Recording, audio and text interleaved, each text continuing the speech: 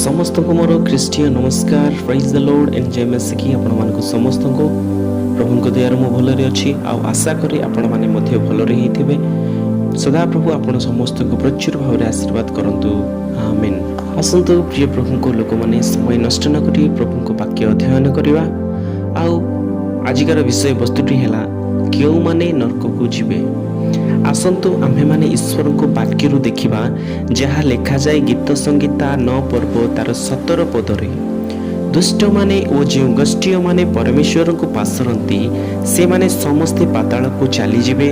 प्रभु को लोक माने लेखा जाए जे माने दुष्ट माने से माने पाताल को जिवे, जे माने परमेश्वर को पासरंती से माने मध्य पाताल को जिवे। पातालर अर्थात नरक को बुझा जाए। तेणु समय थिबा समय रे आपण दुष्टतार मन परिवर्तन करी जदि प्रभु को ठारे न फेरिबा ताहेले पाताल अर्थात नरक को जीवा सुनिश्चित। सेहीपरि परमेश्वर को पासरे थिबा लोक माने संसार रे माती रही परमेश्वर को एवं तांको वाक्य को पासरंती से माने मध्य नरक को जीवे। पुणी लेखा जाए प्रकाशित वाक्य 21 पर्व तार 8 पदरे किंतु जेउ माने भीरु अविश्वासी घृण्य कलंकित नरघातक व्यभिचारी मायावी ओ प्रतिमा पूजक से माने ओ समस्त मिथ्यावादी अग्नि ओ गंधक प्रज्वलित हृदय अंश पाइबे। यह ही द्वितीय मृत्यु। जो माने भीरु एवं जो माने अविश्वासी से माने अग्नि व गंधक प्रज्वलित हृदय अंश पाइबे। जो माने घृण्य कलंकित एवं जो माने नरघातक से माने मध्य अग्नि व गंधक प्रज्वलित हृदय अंश पाइबे। जो माने व्यभिचारी से माने मध्य अग्निमय हृदय अंश पाइबे। जे माने मायावी और प्रतिमा को पूजा करती से माने मध्य अग्निमय हृदय अंश पाइबे। और समस्त मिथ्यावादी माने मध्य अग्निमय हृदय अंश पाइबे। अर्थात अग्निमय हृदय अर्थात नरकरे स्थान पाइबे। तो प्रिय प्रभु को लोक माने एही समस्त विषय जदि आम्भमानक मध्यरे रहे तेबे अग्निमय हृदय अर्थात नरक को जीवा सुनिश्चित अटे। पुणी आम्भे माने देखिबा प्रकाशित वाक्य तार 22 पर्वर 15 पदरे लेखा जाए कुकुर माने मायावी व्यभिचारी नरघातक प्रतिमा पूजक पुणी मिथ्या प्रिय वो मिथ्याचारी माने बाहरे रहिबे। बाहरे अर्थात स्वर्ग राज्यर अंशी होई पारिबे नाही। आम्भे माने निजे निजको परखिबा दरकार एही समस्त विषय मो मध्य अछि ना नाही। जदि अछि रही थाए ताहा हेले एही प्रत्येक विषय को परित्याग करिबा दरकार। नहेले ईश्वर को क्रोधरु किए मध्य रक्षा करि पारिबे नाही।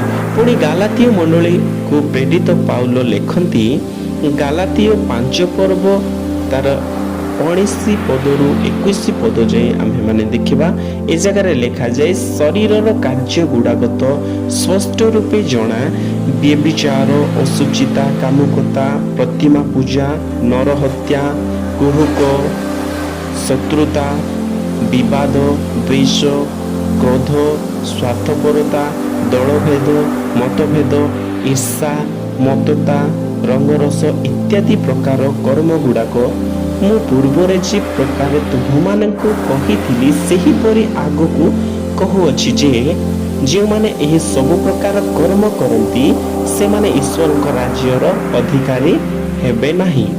एही जगह प्रेरित पाउल गालातीय मंडलीर लोकमानंको चेतावनी वाक्य दउछंती जो माने एही सब प्रकार कर्म करंती से माने ईश्वर को राज्यर अधिकारी हे पारिबे नाही। जदि आम्भे माने स्वर्ग राज्यर अधिकारी हे पारिबा नाही ताहाले केउ स्थान पाइबा। मनुष्य मानंको निमंते केवल दुईटी जगह प्रथमटी हैला स्वर्ग एवं द्वितीयटी हैला नरक। जदि आम्भे माने स्वर्ग राज्यर अंश हे न पारिले से हेबा नरकर अंशी नहेले स्वर्ग रहेबा स्वर्ग नहेले नरक। तेणु प्रेरित पाउल गालातीय मंडलीर लोकमानंको कहिबार अर्थ हैला एही समस्त प्रकार कर्म कले नरकरे ଯିବା। ଯଦି ଏହି ସମସ୍ତ ପ୍ରକାର କର୍ମକୁ ପରିତ୍ୟାଗ କରି ପ୍ରଭୁଙ୍କ ପାଖକୁ ଫେରିଲେ ସ୍ୱର୍ଗ ରାଜ୍ୟର ଅଂଶୀ ହେଇପାରିବା, ନ ଫେରିଲେ ଅଂଶୀ ହେଇପାରିବା। ତେଣୁ ଆମ୍ଭେମାନେ ନିଜେ ନିଜକୁ ଚିନ୍ତା କରିବା ଦରକାର କି ଏହି ସବୁ ମୋଠାରେ ଅଛି କି ନାହିଁ। ଯଦି ଅଛି ତ ସବୁ ପରିତ୍ୟାଗ କରି ପ୍ରଭୁଙ୍କ ଠାରେ ଫେରିବା ଦରକାର। ଆଶା କରେ କି ଏହି ଛୋଟ ବାକ୍ୟ ଆପଣମାନେ ବୁଝିପାରିଥିବେ ଏବଂ ଯାହାକି ଆମର ବିଷୟବସ୍ତୁ ଥିଲା କେଉଁମାନେ ନରକକୁ ଯିବେ, ଯାହାକି ଦେଖିବାକୁ ପାଇଲୁ ଯଥା ଗୀତ ସଂହିତା 9 ପର୍ବର 17 ପଦ,